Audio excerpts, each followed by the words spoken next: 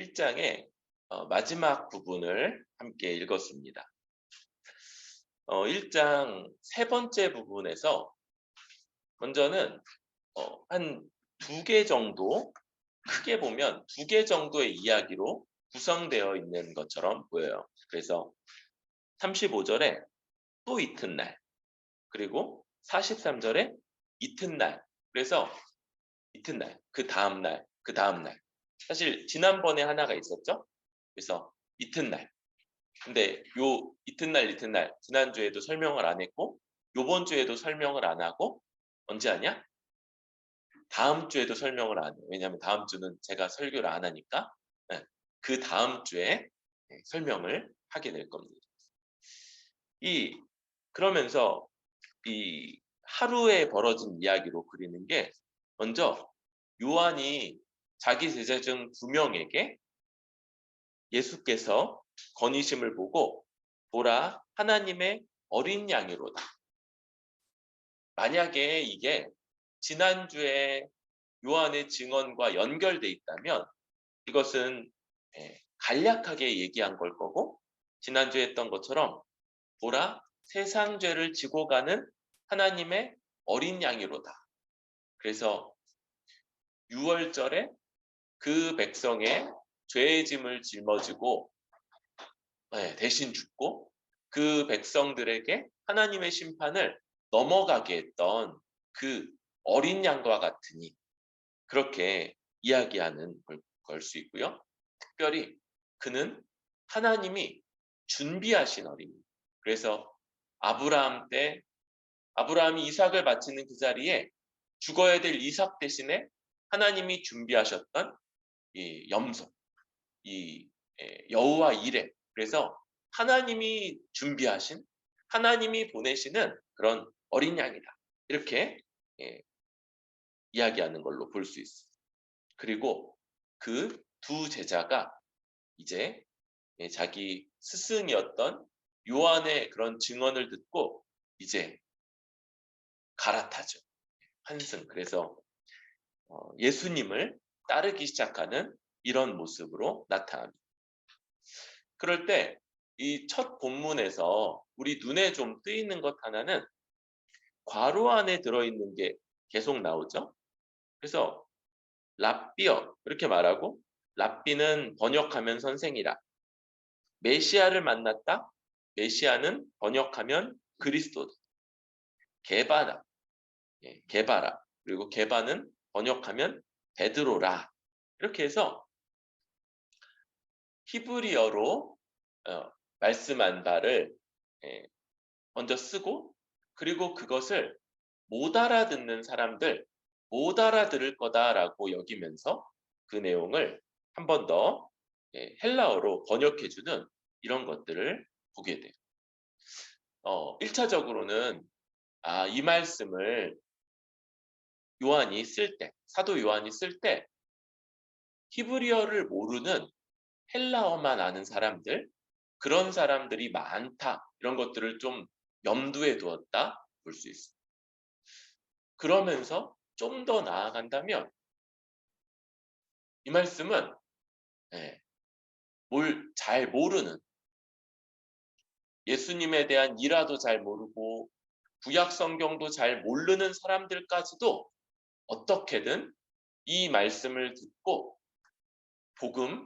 복음의 주인공이신 우리 주 예수 그리스도를 알고 따를 수 있도록 그렇게 적고 있는, 아주 간곡하게 적고 있는 그런 마음, 정성, 이런 게 느껴지는 그런 말씀이라는 생각도 들어요. 그만큼 이렇게 글 중간중간에 번역하는 내용들을 넣으면서까지도 알아들을 수 있고 이해할 수 있고 믿을 수 있도록 그렇게 하는 내용으로 보여지게 됩니다. 그런데 요 내용 말고도 이 본문에서는 얼핏 보면, 자세히 봐도 예수님과 이 세례 요한이 따르게 한 이 두 제자 사이의 대화가 약간 선문답 같다, 이런 걸 좀 보게 돼요. 2명의 제자가 예수님을 따르기 시작하자 예수님이 자기를 따라오는 그들을 보면서 무엇을 구하느냐 이렇게 물으시죠. 무엇을 구하느냐. 그러면 뭘 답할 거예요? 영생을 구합니다. 혹은 진리를 구합니다. 이렇게 말할 것 같은데 이들이 뭘 구하느냐 그러니까 또 질문하죠. 랍비요, 어디 계십니까? 이렇게. 랍비는 선생이라고 하니까 선생님, 어디 계십니까? 혹은 어디 사십니까? 이렇게 묻는 거예요. 그러자 예수님이 그러면 나는 어디 산다 이렇게 말할 것 같은데 또 와서 보라 이러죠. 그리고 그들이 제자들이 이상하게 여기고 네? 그래야 될 거 아니에요. 네? 아니 어디 사십니까? 그러니까 근데 그런 것도 없이 되게 부드럽게 그러므로 그래서 그러므로 이렇게 나오니까 어떤 놀람이라든지 뭐 이런 것들이 없이 그냥 되게 부드럽게 그냥 넘어간다. 그래서 약간 우리가 알지 못하는 그런 어떤 것인가 이런 생각이 좀 들기도 하는 거. 그럴 때 지금 뭔가가 있는 거죠. 이 사람들에게는 이 대화가 되게 자연스러운 거예요. 사도 요한을 포함해서 또 예수님의 뒤를 따랐던 그 중에 한 명은 안드레인 것을 알죠. 이 사람들에게는 자연스러운데 우리에게는 부자연스러운 뭔가가 그 가운데 있는 거예요. 그래서 요걸 좀 첫 번째로 좀 나누고자 하는 생각을 합니다.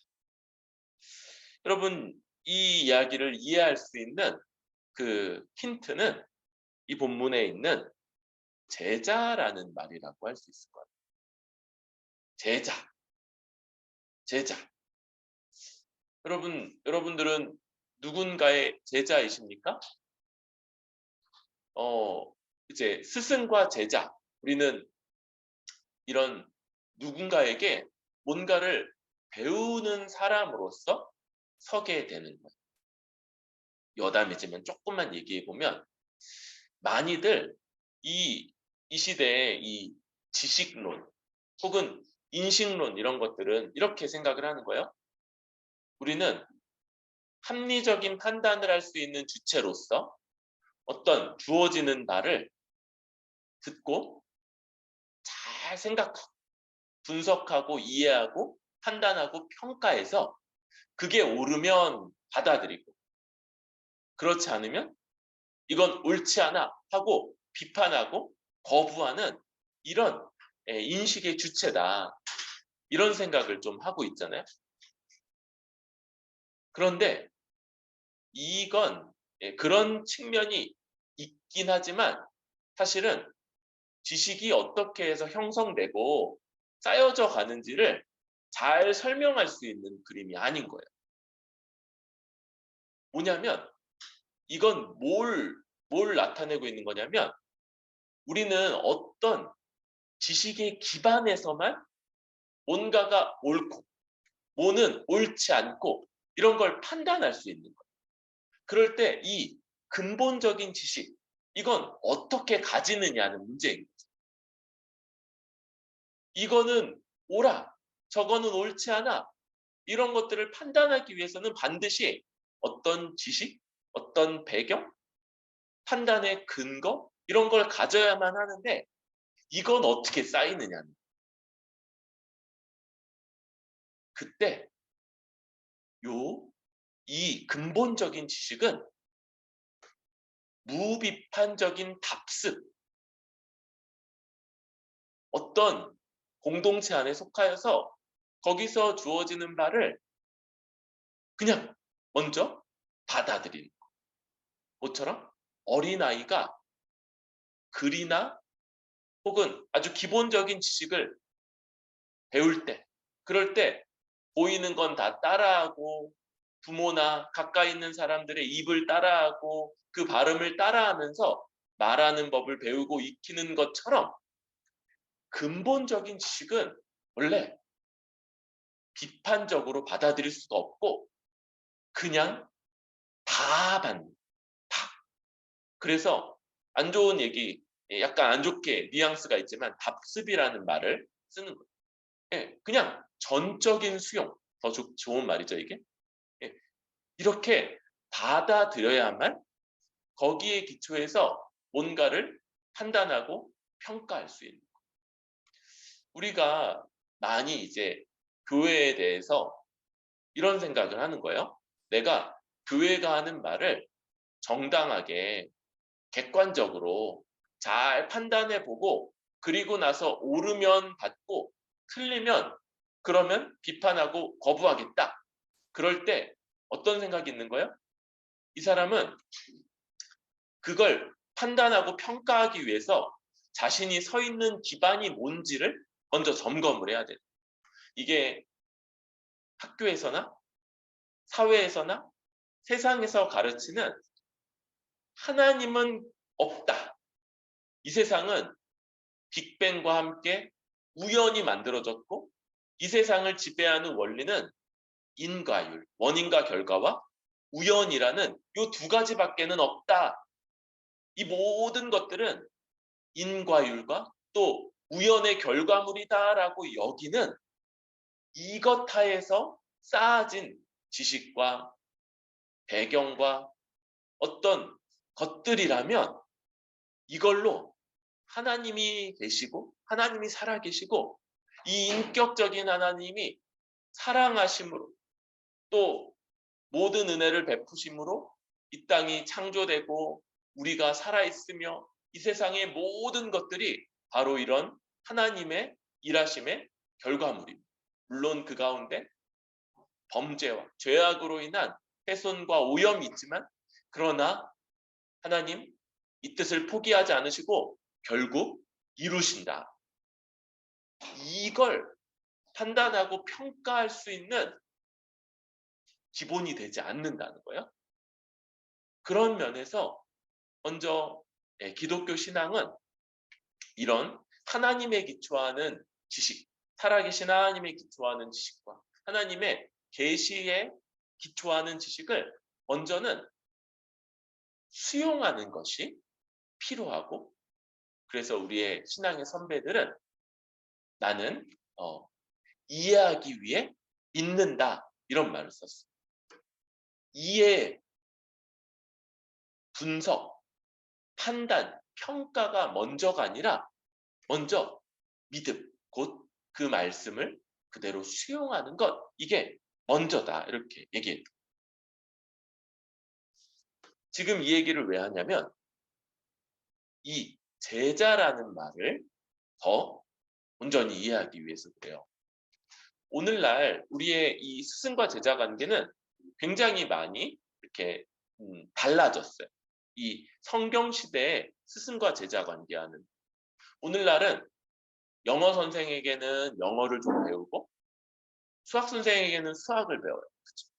국어 선생님에게는 국어를 배워요. 그리고 뭐 어떤 체육이나 이런 특별한 것들은 또 다른 선생님이 와서 가르쳐요. 이런 것들은 지식이라는 게 굉장히 많이 파편화되어 있다는 걸 의미해요. 그런데 사실은 되게 중요한 것들이 있죠. 뭐냐면 인격이라든지 삶을 바라보는 방식 혹은 우리 삶 전체를 주관해가는 이런 것들 요 인격과 또 삶, 세상관 이런 것들은 아이들에게 너무나도 중요한 건데 이건 과목으로 없는 거예요. 이런 것들은 없는 거예요. 그래서 이런 문제가 좀 있는데 이전에 근대 이전에 스승과 제자는 지금 같은 이런 누구에게는 뭘 배우고 누구에게는 뭘 배우는 그런 게 아니었다고 했죠. 이때 이 관계를 설명하는 방식이 이제 도제. 그래서 스승은 제자가 스승에게 제가 당신을 따라도 되겠습니까? 이렇게 허락을 받아요. 그리고 스승이 받아들이면 이 제자는 스승과 함께 살면서 스승에게 일부를 배우는 게 아니고 그 스승의 모든 것을 다 받아들이는, 모든 것을 무비판적으로 수용하는 방식으로 살아가게 돼서 결국 이 제자가 그렇게 10년, 15년, 20년을 스승을 따르다가 결국 이 스승을 스승이 돌아가시면 스승의 뒤를 이어 스승과 똑같은 또 한 명의 스승이 되어주는 이런 방식. 혹은 이제 스승이 너는 다 되었으니 이제 하산해라.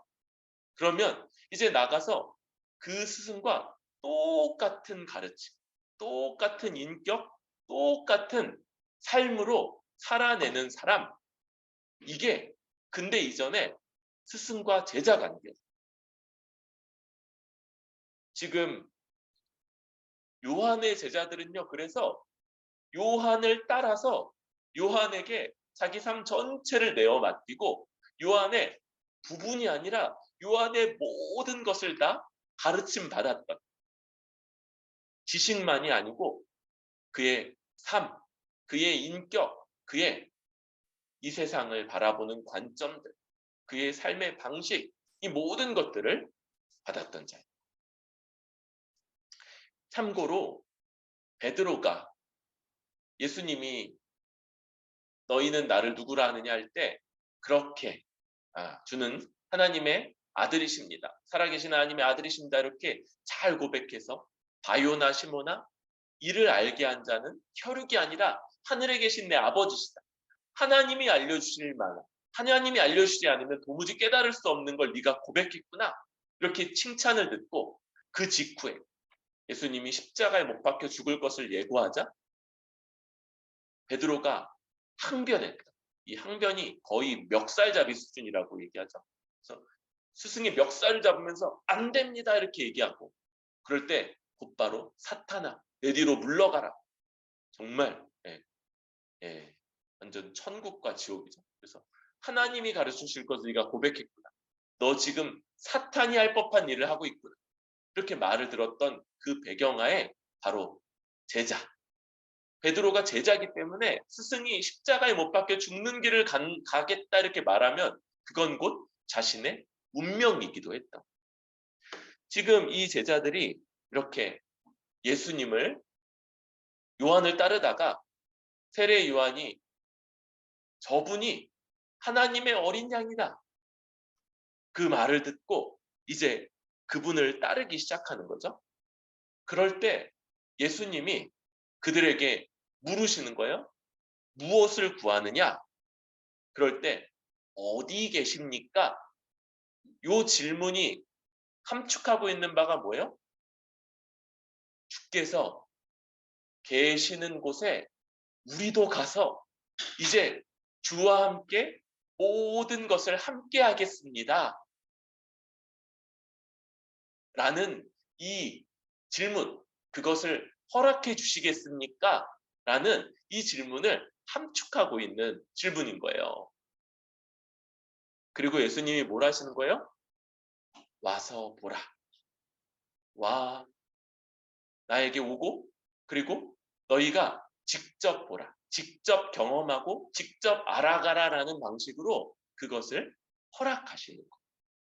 그래서 그 결과가 이들이 예수께서 계신 데를 가서 그날 함께 거하고 경험하면서 듣고 보고 경험하면서 이 모든 것들을 알아가게 되는 것이죠. 여러분, 이제 그 우리 유명한 목사님과 또 유명한 교회를 통해서 제자 훈련이라는 게 이제 많은 교회들에 퍼지게 됐어요. 제자 훈련. 그런데 당연히 의도하지 않으셨겠지만 이제 거기에 어떤 이제 문제가 좀 있는 건데 어떤 거냐면 제자 훈련을 통해서 제자가 된다는 인식을 심어주는 거예요.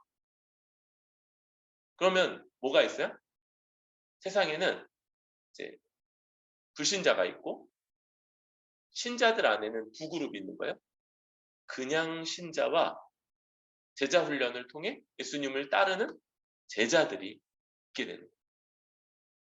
여러분 그런데 이런 구분은요. 의도하지 않으셨을 거예요. 그리고 이런 구분은 옳지도 않아요. 모든 신자는 예수 그리스도를 저는 믿습니다라고 할 때 그때 이제 세례를 받게 되잖아요. 세례의 세 번째 네 가지를 서약하죠. 세례의 세 번째가 뭐냐면 나는 주님의 모든 가르침을 따라 가겠습니다. 요거 두 글자로 하면 뭐라고요? 이게 제자인 거예요. 제자. 주님의 모든 것을 받아들여서 그것을 따르는 사람. 이게 바로 제자예요. 네. 그렇게 주님의 뜻을 따라 거룩을 추구하고 살아가겠노라라고 서약하는 것. 이런 삶. 이게 예수님의 제자예요. 그래서 모든 신자는 한 명도 예외 없이 예수님의 제자인 거예요. 제자 훈련을 받았던 안 받았던. 그리고 이것은 어떻게 이루어지는 거냐? 예수님의 초대. 그래서 이렇게 따라가도 뭐 이렇게 예수님 뒤에서 계속 따라가니까 예수님 신경이 쓰이시는 거잖아요. 근데 아직 제자가 아니에요. 뭐요? 예수님이 이렇게 뒤돌아보면서 이렇게 물어봐 주셔요. 뭘 원하냐? 이렇게 물어봐 주셔요. 그때 저희가 어디 계십니까? 저희가 주께서 계신 곳에 가서 주와 함께하고 싶습니다. 이렇게 요청하고 그때 와보라. 와라. 와서 너희가 모든 것을 경험하고 본받으라. 이렇게 말씀하시는 이 초청과 허락. 이게 우리 모두에게 주어져 있게 되는. 아니 우리는 예수님 본 적도 없고 예수님께 어디 계십니까? 이렇게 물어본 적도 없는데요. 네, 지금 우리에게는 바로 주께서 이제 택한 사람들을 통해서 우리에게 주신 바 복음이 바로 이 주를 향한 초청이고 또 이 복음을 믿을 때 저는 예수님을 믿고 나의 구주로 믿습니다라고 고백할 때 교회를 통해서 주어지는 세례가 바로 이 고백을 공적으로 드러내는 것이고 그것을 이제 받아들이시는 그런 방식. 그래서 여러분 지금 우리가 복음을 통해서 주의 초청과 또 허락하심을 받은 제자들이고 그리고 제자예요. 제자. 그러면 뭐라고요? 이제 주님의 모든 것들을 취사 선택하지 않고 어떤 것들은 받아들이고 어떤 것들은 이건 잠시만요. 유보하지 않고 그 모든 것을 다 받아들이고 모든 것을 다 따라가기로 결심한 자, 서약한 자들, 고백한 자들, 제자들인 걸 알아야 되죠. 여러분, 물론 우리는 연약할 수 있어요. 그쵸?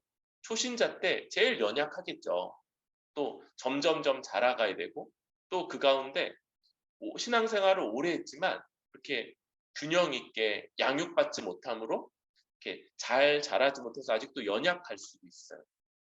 네, 연약할 수 있어요. 그런데 연약해서 따르기 어려운 것과 그래서 나는 따르지 않겠습니다는 다른 거예요. 그럼 나는 따르지 않겠습니다는 세례 때 서약한 걸 뒤집는 거예요. 그걸 나는 그때 서약은 했는데 죄송해요. 저 그 서약을 깨야 될 것 같아요. 라고 말한. 잘 하기가 어렵습니다. 도와주십시오라고 주께 간구하고 또 지체들의 도움을 받는 것, 여러분 어떤 사람이 그런 것 없이 저는 혼자서 자신만만하게 잘 살아가 그럴 수 있는 사람이 누가 있겠습니까? 그럼 목사인 저부터도 많은 도움을 필요로 하는 사람입니다. 그럼에도 우리가 연약해서 잘 못하는 것들 한편으로는 주 앞에 회개하고 또 지체들의 도움을 받으면서도 그럼에도 세례 때 서약했던 바 주의 모든 가르침을 따라 내가 살아가겠습니다 해서 한 걸음도 물러나지 않고 그것을 지키고 또 다시 시도하고 주의 자비하심과 또 지체들의 도움을 받아 다시 시도하고 또 시도하는 거지. 바로 이게 모든 신자의 삶, 곧 제자의 삶인 것들을 기억할 수 있기를 바랍니다. 그럴 때 제자는 특권, 권위와 사명을 가져. 이제 예수님을 그렇게 이 표현으로 보면 하루 따랐던 거죠. 이 두 명. 하루 따랐던 이들. 그리고 나서 하루 전체도 아니요. 잠깐 가서 보고 따라가는 이 제자들. 그때 이 제자들이 이제 한 형제 안드레가 자기 형제 시몬을 찾아가서 우리가 메시아를 만났다 이렇게 말하는.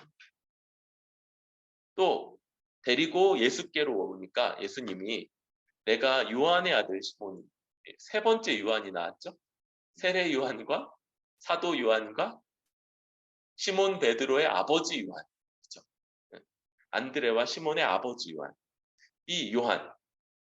그런데 장차 개바라리라, 이 반석이라는 의미죠.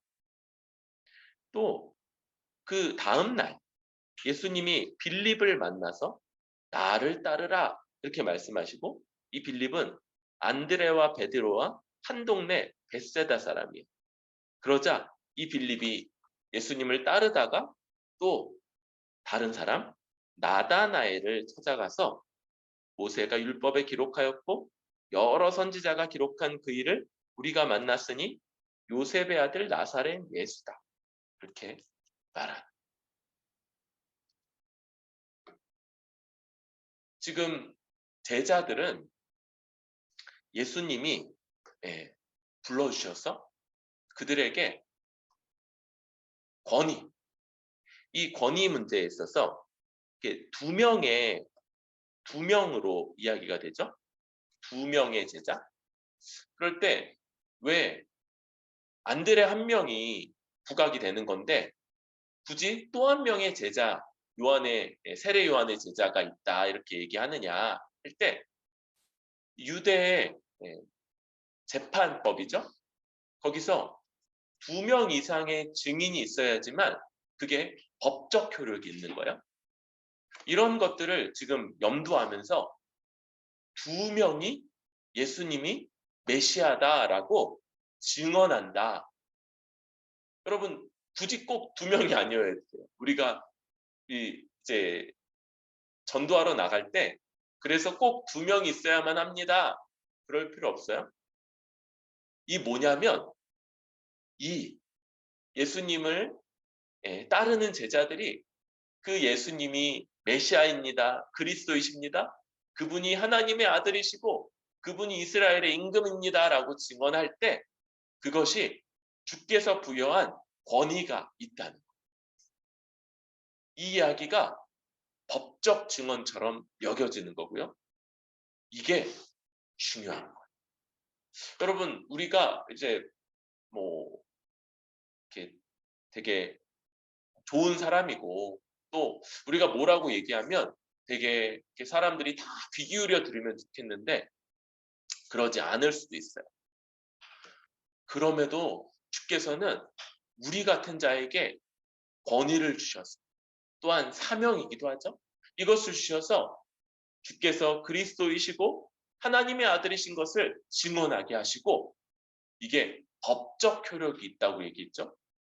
여러분 들으면 그 사람이 뭐라고요?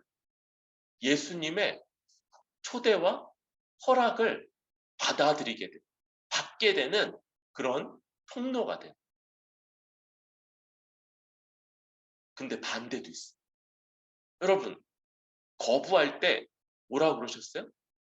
주님이 전도하는 그걸 거부하면 발에 티끌을 털어버리라고 했어요. 이게 뭐냐면 그가 우리와 아무 상관이 없다. 이걸 나타낸. 그리고 이것은 나중에 그에 대한 마지막 최후 심판에서 그에 대한 정죄하는 그런 증언으로 사용돼요. 하나님이 그를 심판하실 때 그가 이것 때문에 변명할 수 없어. 분명히 너에게 기회가 주어졌는데 너는 거부했다. 내가 너를 초대하고 내가 너를 받아들이고자 했지만 네가 거부했기 때문에 너는 영원토록 그렇게 하지 못한다. 이런 증언으로 사용될 거예요. 여러분, 우리가 제자로서 주님을 따를 때 바로 이런 권위와 사명을 가지고 그렇게 있다는 거예요. 여러분, 우리에게 어떤 것들이 필요하겠습니까? 여러분, 우리가 이렇게 지하철에서 이제 예수님을 증언하시는 분들을 가끔 보죠. 그럴 때 이제 두 마음이 있어요. 하나는 정말 이렇게 주를 위해서 수고하시고 헌신하신다, 애쓴다라는 것 하나. 그런 사실 절반보다 좀 더 크게는 아쉽다 이런 생각들이 있는 거. 조금 더 부드럽게 그 빨간 글씨로 예수 전당 불신 폰트라도 좀 이렇게 잘 네이버 폰트 무료 폰트들 많은데 그런 것들 가지고 좀 잘 쓰시면 조금이라도 부드럽게 하실 텐데 뭐냐면 여러분 우리의 주를 따라 주의 제자로서 빚어지는 인격, 지식, 우리의 이 복음에 대한 이해의 폭넓음으로 인해서 저들이 복음을 받아들이기 어려워하는 부분을 얼마나 부드럽게 충분히 설명해낼 수 있는가가 달라진다는. 여러분 이 얘기는 아니에요. 이게 없어도 주님은 주의 제자로 세우시는 거예요. 그 지하철에 전도하시는 분들을 제가 이렇게 아쉽다는 마음이 좀 있음에도 불구하고 그래도 왜 저렇게 하지 마십시오 이렇게 말하지 않는 것 그분들도 예수님의 제자요 또 예수님의 그 권위와 또한 사명을 부여받은 사람이라는 걸 인정하기 때문에 그런데 그게 잘 될 거냐 전하는 자로서의 책임, 사명 이런 것들은 감당되겠는데 그런데 듣는 사람들에게 이게 들릴 거냐라는 맥락에서는 그게 최선이다라고 말하기 어려운 부분입니다. 우리의 인격이 주님은 우리에게 찾아오셨죠? 우리에게 오시죠. 이게 선교 혹은 전도의 아주 이제 패러다임이 되는데 성육신적 선교라는. 그래서 예전에 이제 미국이 필리핀에 가서 전도를 할 때 필리핀 사람들에게 영어를 배우게 했어요. 왜? 필리핀 사람들에게 그게 유익이 되니까 영어라도 가르치고. 그래서 영어로 복음을 전했대요. 그리고 복음을 듣고 믿는 사람들에게는 많은 것들을 지원을 해줬어요. 그리고 미국이 필리핀 선교 실패했다는 걸 한참 뒤에 평가를 내린 거예요. 그리고 반성하는 것들이 뭐냐면 우리가 복음 전하는 사람들의 입장에 맞춰야 되는구나. 그들의 문화를 배우고 그들을 우리화하는 게 아니고 우리가 그들의 말을 배우고 그들의 눈높이에 맞춰서 전해야 되는구나. 이런 것들을 알게 돼요. 근데 누가 그렇게 하셨냐면 우리 주님이 그렇게 하셨어요. 그래서 주님이 하나님이신데 우리 같은 사람이 되셔서 오신 것 같이 우리도 복음 전하는 사람들의 눈높이를 맞추고 그들의 관심을 맞추고 그들이 알아들을 수 있는 말, 표현들, 논리들 이런 것들을 더 배웁니다. 물론 그럼에도 불구하고 주님이 전하도록 하는 것 이건 이제 똑같은 거죠. 그래서 주를 증언하기 위해서 우리가 눈높이 또 논리, 용어들 이런 것들을 배우고 익히는 것 이런 것들이 필요하고 더 훈련하고 연습해야 되는 거예요. 그럼에도 여러분 요거는 그럼에도 한계가 항상 있어요. 우리가 이 세상에 이 아주 또 급속도로 발전하고 있는 이런 것들을 다 따라가기 어려워요. 우리는 몇 걸음 뒤에서 천천히 따라가게 돼요. 뭐 당장에 무슨 어떤 논리, 어떤 이론이 탁 발견됐는데 그걸 탁 취해서 그 방식으로 복음을 전하는 것 이런 것들은 개발되지 않아요. 원래 느려요. 예. 그럼에도 불구하고 그래서 노력하지만 그러나 또한 항상 따라잡거나 앞설 수 없다는 이런 한계도 인식하면서 그럼에도 놀랍게도 주께서 그런 자들에게 예수님의 초대를 맡기시는 이 권위와 사명을 계속 허락하신다는 걸 기억하면서 그런 사람 한계가 있지만 그러나 애써서 들리고 또 알아들을 수 있는 방식으로 전하기 위해서 애쓰는 그런 우리들이 되기를 바랍니다. 마지막 부분. 그럴 때 여러분 이 베드로가 제자 될 때, 제자로서 살아갈 때 베드로가 화냈던 것 이거 이상하죠. 베드로 화난 것 이상하죠. 그런데 제자로서는 사실은 그런 고민이 있는 거예요. 예수님처럼 예수님의 모든 것을 따라 살아가면 그러면 어떻게 될 거냐? 이 부분에서 여러 고민, 갈등을 가지고 살아가는 것 이게 제자의 삶인 거예요. 그럴 때 우리 나다나엘과 예수님의 대화를 보면서 좀 몇 가지를 생각하게 돼요. 46절에 나다나엘은요. 이 처음에 나사렛 예수다 이런 말을 듣고 나사렛에서 무슨 선한 것이 날 수 있느냐 이렇게 말해요. 이 나사렛 지역 거기가 이제 되게 이 북쪽에 그런 곳이었죠. 그래서 무슨 선한 것이 날 수 있냐? 그럴 때 와서 보라 이렇게 명할 때 예수님이 나다나엘을 가리켜서 이렇게 얘기하죠. 보라, 이는 참으로 이스라엘 사람이라 그 속에 간사한 것이 없다. 그래서 정말 이스라엘 사람이구나 이렇게 얘기해요. 참 이스라엘 사람이고. 그럴 때 나다나엘이 이제 놀라서 묻죠. 어떻게 나를 아십니까? 우리 처음 만났는데 내가 정말 이스라엘 사람인지 간사한지. 그럴 때 빌립이 너를 부르기 전에 내가 무화과 나무 아래에 있을 때 보았노라 이렇게 얘기하는 거예요.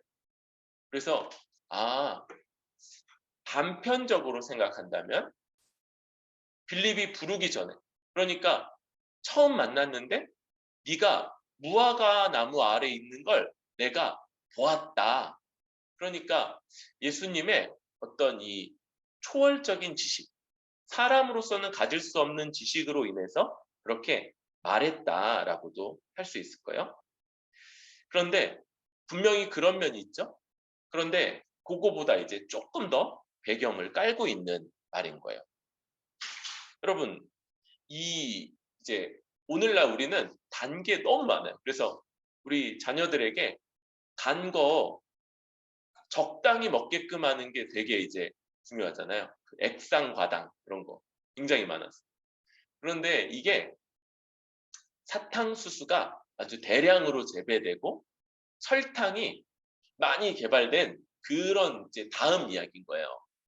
그래서 우리 이제 부모님 세대 때는 이렇게 어느 집 갈 때 설탕 한 봉지 가져가는 게 그게 선물이었다. 이럴 때가 있어. 근데 이제 이 지금 그거보다 천수백 년 전에 고대 이야기잖아요. 고대 사회는요, 당분을 섭취할 수 있는 게 되게 부족한 거예요. 당분을.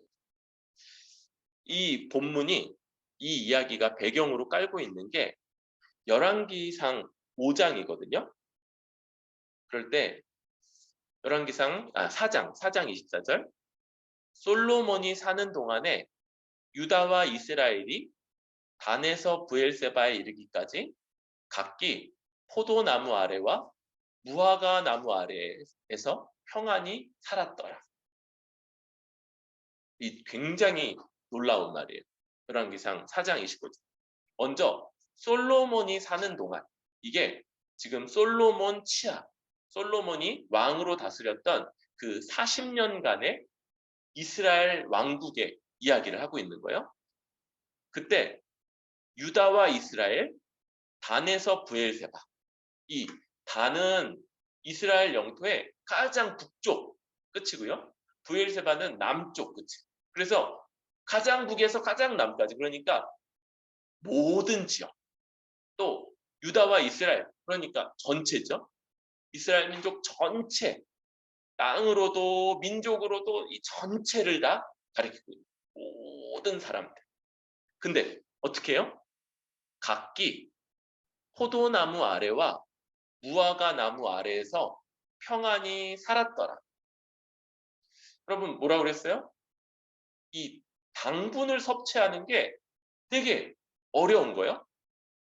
그런데 그 당분을 주는 몇 안 되는 것, 바로 포도, 무화과 이런 것들을 또 말리면 당분이 더 강해지죠. 그래서 건포도떡 이런 게 당시에는 너무 맛있는 음식, 무화과 이런 거. 근데 요게 이제 배경으로 깔고 있는 게 또 있다고 했죠.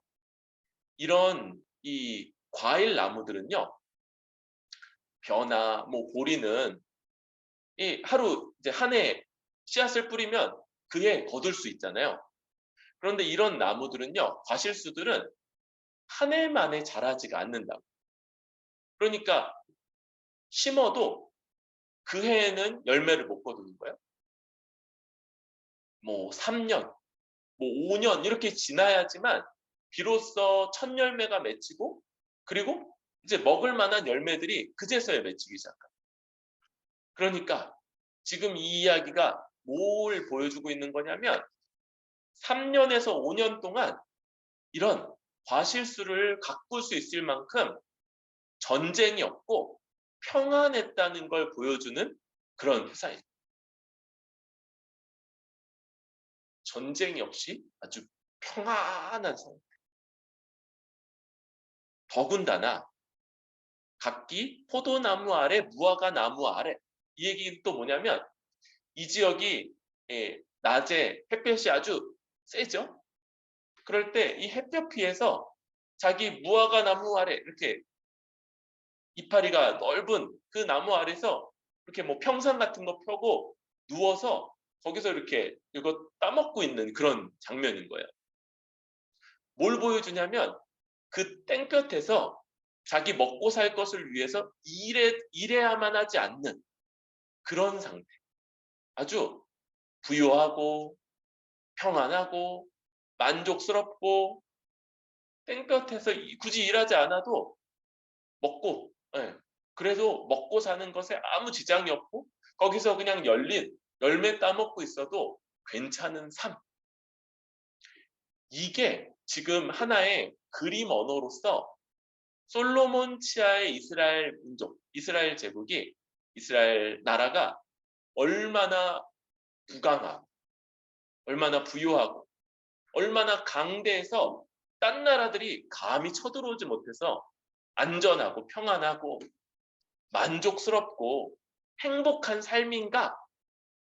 그런데 우리 구속사 시간에 요게 통일한국 시대고 하나님 나라 모형의 절정이라고 했죠. 절정. 이 하나님 나라가 어떤 데인지를 모형적으로 보여주는 이게. 그리고 그 다음부터 급속도로 몰락했다고 그랬죠. 지금 나다나엘이 무화과 나무 아래 있다 할 때 이 무화과 나무 아래가 보통 이 말을 생각하면 거기서 평안하게 낮 시간에 누워서 무화과 열매 따먹고 있어야 될 것 같잖아요. 그런데 그게 아닌 거예요. 지금 이스라엘이 평안한가요? 그렇지가 않아요. 지금 로마의 제국의 압제를 받고 있어요. 거기 무화과가 안 열려 있을 가능성이 높고 열려 있어도 이미 다 따버렸을 가능성이 높고. 그럼 이건 뭔 거예요? 보통 이 무화과 나무 아래가 기도 장소라고 여기서 하나님이 저 솔로몬 때 보여주셨던 저 하나님 나라 그 나라를 속히 이루어 주시기를 기도하고 소망하면서 기도하는 자리 그 자리에 있는 걸 예수님이 보았다. 그리고 그걸 기초로 해서 너는 그런 소망을 갖고 있는 참 이스라엘이구나. 아무도 없을 때도 거기서 하나님이 약속하신 바를 따라 완성하실 그 하나님 나라를 바라고 소망하면서 기도하는 자, 참 이스라엘 간사함이 없는 사람이구나. 이렇게 지금 이야기하고. 그리고 그 말을 듣자 나다나엘이 이제 신앙을 고백하죠. 당신은 하나님의 아들이시고 당신이 바로 하나님이 다윗에게 했던 내 아들에게 내가 영원한 나라를 주겠노라 약속했던 솔로몬은 모형적으로 그 나라를 이루었지만 당신은 이제 그 나라를 완성하실 이스라엘의 임금이십니다. 이렇게 고백하는.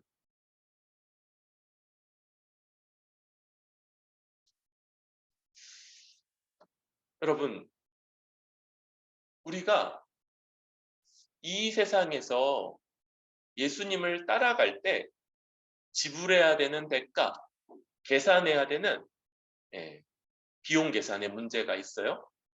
예수님이 이 땅에서 우리한테 많은 것들을 누리게 하세요. 그럼에도 불구하고 우리는 분명히 있어요. 주께서 자기를 따를 때 자기의 소유를, 재산을 다 걸라고 그랬고 자기의 소중한 관계들, 소중한 사람들을 다 걸고 나를 따라와야 될 거라고 얘기하셨어요. 그러면서 보상도 얘기하셨죠. 이것들 네가 나를 따르기 위해서 버린 것들만큼 100배로, 100배로 받을 건데 뭘 합해? 뭘 함께? 고난, 박해를 함께 받을 거다. 여러분, 우리가 주를 따라갈 때 우리는 주님이 우리에게 요구하신 것들, 이것들 얼마든지 바치겠습니다. 얼마든지 주 앞에 내어놓겠습니다. 라는 이 고백, 계산, 판단을 가지고 나아가야 돼요. 그러면 아무것도 없습니까? 아니에요. 지금 이 한 절, 저 솔로몬 때 하나의 이미지로서 보여줬던 저 복된 나라, 우리 이 땅에서 살아가는 삶이 그렇게 길지가 않아요. 여러분, 이제 제가 여러분들보다 몇 살밖에는 더 안 많잖아요. 그때 쳐다보면 이상하잖아. 몇 살 많은데, 근데 이제 또 이렇게 보면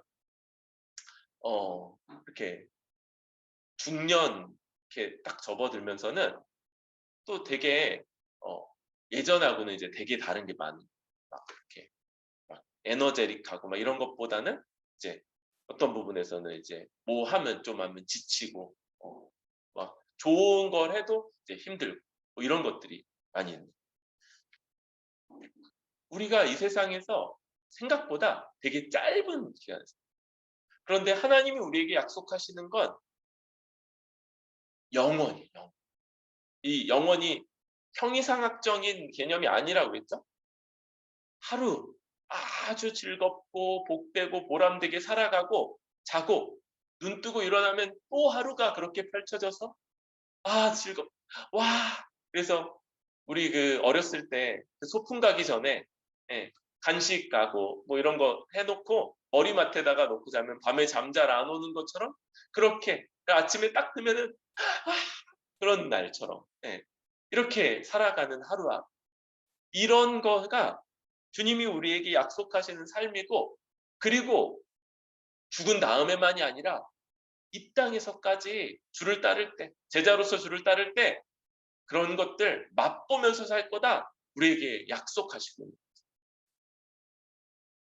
더군다나 여러분, 나다나엘이 지금 저만큼 듣고서 하나님의 아들이시고 이스라엘의 임금입니다 말하는데, 주님이 너 고작 이거 듣고 그 정도 고백하냐? 그러면서 하나 말씀해 주시죠. 내가 너를 무화과 나무 아래에서 보았다므로 믿느냐? 이보다 더 큰 일을 보리라. 주님이 더 큰 걸 볼 거라고 예고해 주시고, 또 우리에게는 이미 그 일을 다 보여줬죠. 뭡니까? 진실로 진실로 너희에게 이르노니 하늘이 열리고 하나님의 사자들이 인자 위에 오르락 내리락 하는 것을 보리라. 지금 이 51절의 이 표현은 예수님의 십자가 사건을 말하고 있죠. 예수님의 십자가 죽음이 가져올 그런 일들을 말해요. 그러면서 옛날 누가 겪은 일이에요? 야곱이 에서를 피해 밧단 아람으로 도망가면서, 그러면서 베델이라는 곳에서 꿈속에서 겪었던 일을 배경으로 하고 있는 거예요. 그때 두렵고 떨리고 무슨 일이 벌어질지 모르는 그런 상황 가운데 먼 길, 아주 위험한 먼 길을 떠나야 되는 그 야곱에게 하나님이 꿈속에서 하늘이 열리고 거기에 사다리가 하늘과 땅을 연결하고 하나님의 사자들이 오르락 내리락 하고 있는 것들을 보면서 여기가 하나님의 집이고 하나님이 이 땅에 우리들의 삶에 개입하고 계시는구나, 이걸 깨닫게 되고 야곱이 고백했던 것.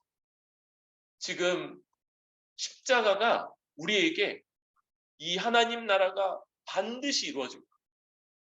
참 이스라엘이면, 정말 이스라엘 사람이면 누구나 기대하고 소망하는 그 일이 반드시 이루어질 것인데, 어떻게 그래요?